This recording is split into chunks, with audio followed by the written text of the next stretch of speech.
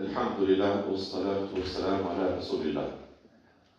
Falënderimet i përkasme të Allahut të madhëruar, vetëm Allahun falenderojmë dhe vetëm prej Allahut të tim kërkojmë.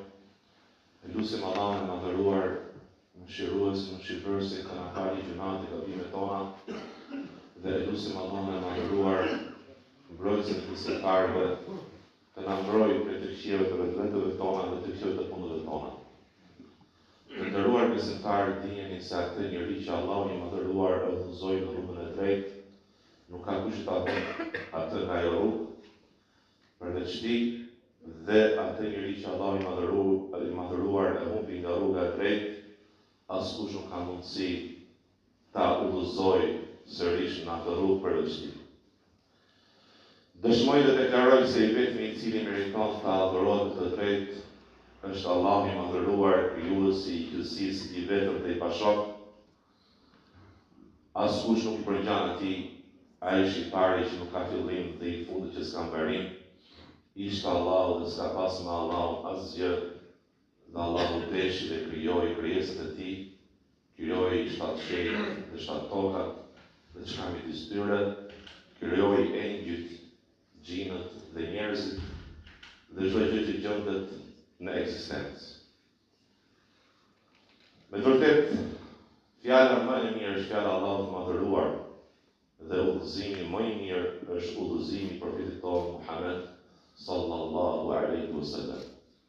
Dhe punët më të urryera, më të këqija, më të rrezikshme janë shpikjet në fe. Çdo shpikje që ka lidhje me besimin, me adhurimin ose moralin. E lutem Allahun e madhëruar të na ruajë besimin e pastër deri në fund, të qëndrueshëm me sinqeritet vetëm për të. Gjëja më e shtrenjtë që besimtari posëdon është besimi i tij, është udhëzimi në rrugën e drejtë. Prandaj ai duhet ta ruajë atë. Ta ruajë besimin e tij. Ta ruajë dhuratën më të çmueshme që Allahu i ka dhënë atij. Besimin e pastër. Besimin që nuk është i cënuar ose i devijuar. Atë besim që Allahu i madhëruar ta adhurojë në zemrën tënde, ruaj atë me ruajtjen më të madhe, më të rëndësishme. Dhe kjo ruajtje mundësohet nëse besimtari e mëson fen Allahut të madhëruar, e mëson akiden e tij, e mëson besimin e drejtë, siç ka besuar profeti alayhis salam dhe shokët e tij dhe besimtarët e mirë. Ai i cili neglizhon duke mos kërkuar dije, duke mos mësuar, ai i cili neglizhon në kërkimin e dijes, mos qërtoj vetë se vetën e tij nëse ai devijon në besim, nëse ai devijon në moral, nëse ai devijon në metodologjinë e saktë që duhet të ndjeki në fenë e tij. Prandaj, besimtari është urdhëruar të mësoj dhe të lexoj dhe të mësoj besimin e tij, të mësoj adhurimet që Allahu ja ka bërë detyrë ndaj tij, të mësoj se cili është morali dhe sjellja më e mirë që ai duhet të vishet me të. Të dashur vëllezër, profeti alayhis salam, një nga suret e Kuranit që është një sure shumë e shkurtër, e ka quajtur dhe ka vlerësuar se kjo sure është sa 1/3 e Kuranit. Dhe se ju e dini të gjithë cila është ajo sure? Ajo është surja Ikhlas, surja e sinqeritetit, që ne themi ndryshe, Qul huwallahu ahad. Thot Allahu i madhëruar në sure madhështore, që besimtari e lexon çdo ditë, në mëngjes dhe mbrëmje, e lexon dhe para gjumit kur ai flet. Thot Allahu i madhëruar, Qul huwallahu ahad. Qul huwallahu ahad. Thuaj, Allahu është një i vetëm. Allahu është një i vetëm në qënjën e tij. Allahu i madhëruar është një i vetëm në veprat e tij, në krijimin e tij, në sundimin e tij, në zotërimin e tij. Ai nuk ka ortak, nuk ka bashkëpunëtor, nuk ka shoqërues, nuk ka të barabartë. Allahu është një i vetëm. Allahu i madhëruar në këtë ajet e urdhëron profetin Muhammed sallallahu alaihi wasallam të thotë, thuaj, Allahu është një i vetëm. Një thënie, një dëshmi e cila buron nga zemra e besimtarit. Pasi kjo fjalë, kjo dëshmi është e vërnjosur fort në zemrën tënde. Pasi ti e kuptuar atë, e beson sinqerisht dhe ti dëshmon me të. Dëshmon me gjuhën tënde, dëshmon gjithashtu dhe me veprat e tuaja. Qul huwallahu ahad, Allahu samad. Allahu është ai i cili nuk ka nevojë për asgjë. Dhe çdo krijesë ka nevojë për atë. Allahu i madhëruar është ai i cili të gjitha krijesat i kthehen për çdo nevojë që kanë. Dhe Allahu i madhëruar nuk ka nevojë për asgjë. Ai është krijuesi i vetëm dhe çdo gjë është krijesë e krijuar nga ai. Dhe çdo krijesë në natyrën e saj është e varfër dhe nevojtare për krijuesin e saj. Çdo krijesë, çdo qenie, përveç Allahut madhëruar, është e krijuar. Dhe çdo qenie e krijuar ka nevojë për Zotin, për krijuesin e saj. Askush nuk mund të jetojë nga vetja e tij, prandaj ai vetëm gjallë. Ne nuk e krijuam vetën, dhe ne nuk e ndalojmë të vdekjen, ne nuk ishim të vdekur, Allahu i madhëruar na krijoi, ai do na i marrë shpirtrat, ai do të rikthejë shpirtrat në trupat tanë, do ta ringjalli dhe para tij do dalim. Allahu i madhëruar, kayfa takfuruna billahi wa kuntum amwata fa ahyaakum thumma yumitukum thumma yuhyikum thumma ilayhi turja'un. Si ju o njerëz e mohoni Allahun. Allahu i madhëruar në këto fjalë madhështore i drejtohet njeriu, mohues.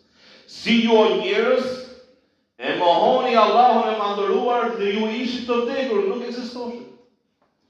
Ai u ngjalli juve, ai sërish ju merr shpirtrat, ju vdes, dhe ai sërish ju ringjall, dhe tek ai do ktheheni. Çdo krijesë cilësohet me fillim dhe mbarim. Dhe i vetmi i cili s'ka fillim dhe mbarim, cili është krijuesi një i vetëm, Allahu i madhëruar. Prandaj, atij i takon adhurimi. Atij i takon adhurimi, i vetëm dhe i pashok. Thuaj Allahu është një, pra Allahu është një gjithashtu në adhurim. Nuk i takon lutja askujt, nuk i takon kurbani askujt, nuk i takon madhërimi askujt si adhurim, por vetëm Allahut madhëruar. Dhe besimtari gjithashtu e di shumë mirë se Allahut nuk i përgjigjën asgjë. Lejse kemithlihi shay, wa huwa as-sami'ul basir. Asgjë nuk i përgjigjën atij. Dhe ai është dëgjuesi, shikuesi. Dhe ai është dëgjuesi, shikuesi. Dhe besimtari beson me besim të vërtet se ai është nevojtar për Allahun e madhëruar. Dhe çdo krijesë është nevojtare dhe e varfër për Allahun e madhëruar, për Zotin e saj. Lem yelidu wa lam yulad. Lem yelid wa lam yulad. Nuk ka lindur askënd dhe ai nuk është i lindur nga dikush. Nuk ka lindur askënd, si thojnë të hebrejt dhe të krishterët, që Zoti ka fëmijë. Për këtë dëshmon fjala Allahut madhëruar, ku Allahu i madhëruar përmend jehudët, e thot, dhe thanë ata, jehudët, Allahu mori fëmijë Uzeri, sikur se tha për kristianët, dhe ata thanë që Mesihu është biri i Allahut. Dhe Allahu nuk ka fëmijë, ati i takon sontimi i qiellit dhe i tokës. Allahu i madhëruar në surën Merjem tek ajeti 88 thot: dhe ata thanë, mëshiruesi ka fëmijë. O qalu ittakhadha ar-Rahman walada. Dhe ata thanë, mëshiruesi ka fëmijë. Gati qejt u sotuan në copsa dhe toka u qarë, gati për të qarë, e ndaloj Allahu i madhëruar. E mbajtja Allahu i madhëruar. Dhe malet gati u shembën për të fjalë të shëmtuar, për të shpifje të madhe që u bë mëshiruesi. Dhe nuk i takon Allahut madhëruar të ketë fëmijë. Dhe çdo gjë që është në qiell dhe në tokë do dali para Allahut madhëruar ditën e gjykimit si i nënshtruar dhe rob i tij. Dhe Allahu i madhëruar me dijen e tij ka shënuar dhe ka numëruar fjalët tona, veprat tona. Dhe çdo vepër që ne veprojmë dhe çdo fjalë që ne e themi.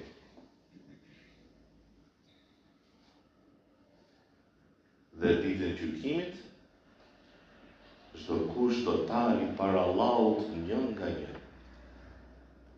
Çdo kush do dali para Allahut madhëruar një nga një. Për të ardhur keq, shikojmë disa vëllezër, disa muslimanë, të cilët e urojnë, e nisin ata urimin për festën e djeshme, që është festa e krishterëve, të cilët pretendojnë dhe shpifin se Zoti ka fëmijë. Lindi Jezu Krishti, dhe Jezu Krishti për ata kush është? Është, pra Isa alayhis salam, profeti, ka profetit më të mirë, është biri i Zotit.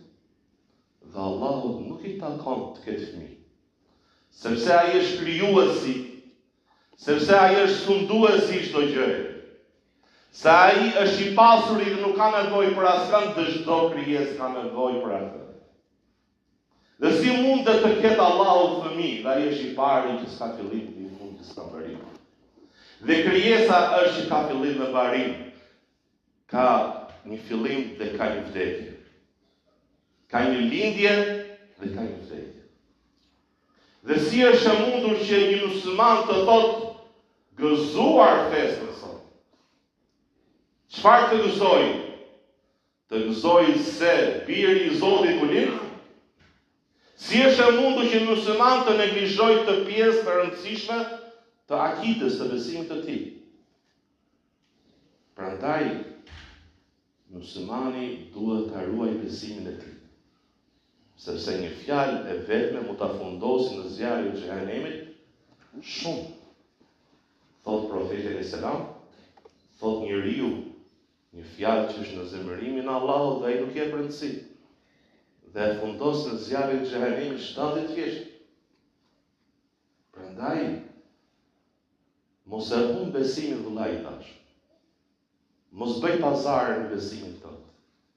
Mos luaj në besimin tënd. Mos je inferior.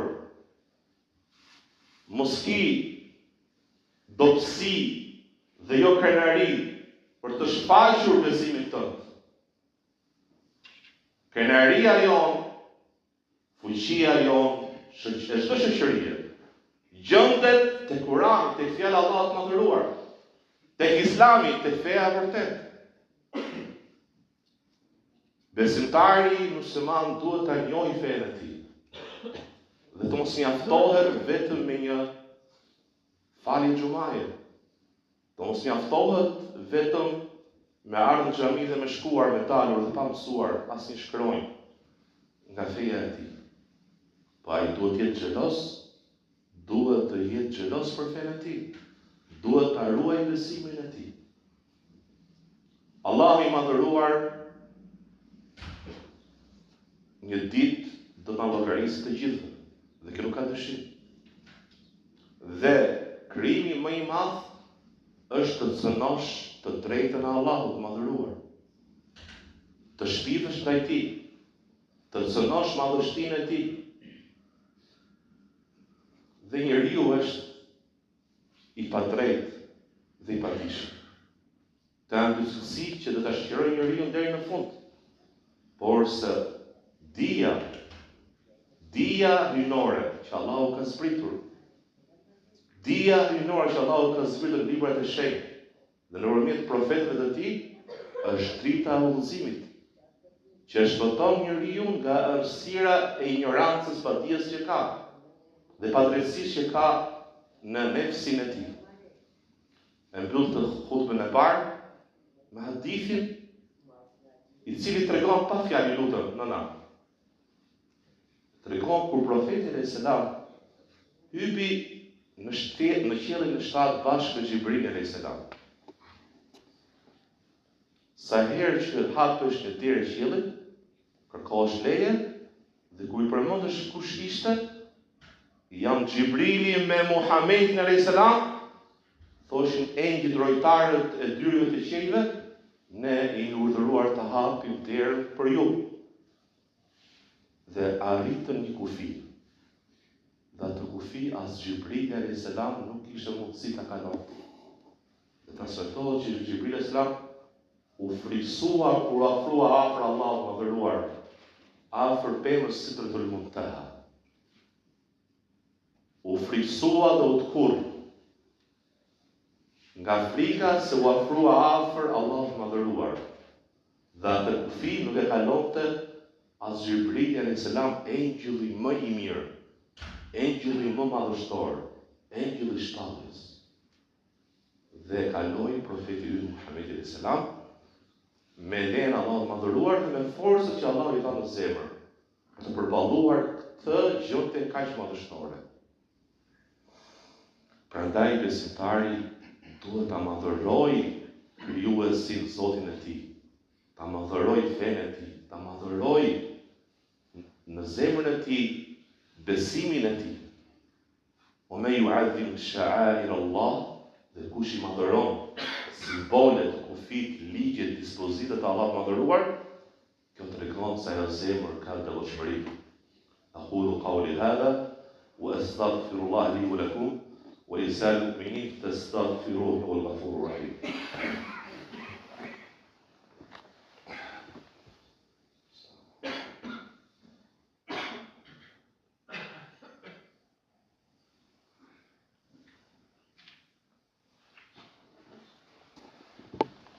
Alhamdulillah, wassalatu wassalamu ala rasulillah.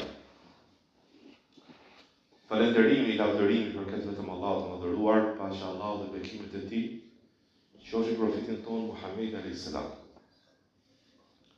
Këshilla në rreth të parë është për veten time dhe për gjithë ata besimtarë musliman që të kenë frikë Allahut të madhëruar në fenë e tyre. Mos të luajnë besimin e tyre. Allahu sheh dhe shikon dhe dëgjon, dhe është mbikëqyrës ndaj nesh. Dhe një ditë njeriu do dalë para Allahut azza wa jall. Do llogaritet. Sot ne veprojmë, flasim, lëvizim, bëjmë përzgjedhjet tonë për veprat që duam, por një ditë, atë ditë, askush nuk do të ketë mundësi të justifikohet. Atë ditë nuk ka justifikim. Atë ditë punët tona do llogariten. Fjalët tona janë të shkruara në librin e djathtë të majtë dhe do peshohen.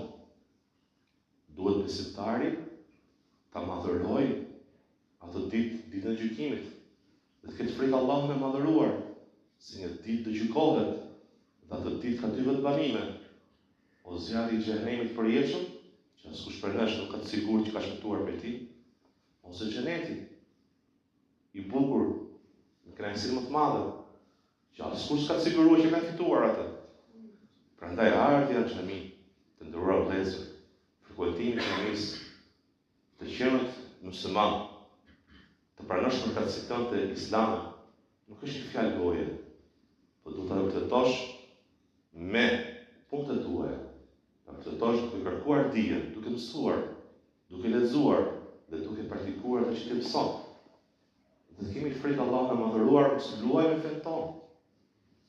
Të parë fillimisht ne hoxhallarit kemi frikë Allahut azza wa jalla se si e përcjellim fen tek të tjerët. Dhe të jemi shembulli më i mirë me fjalët tona, me veprat tona.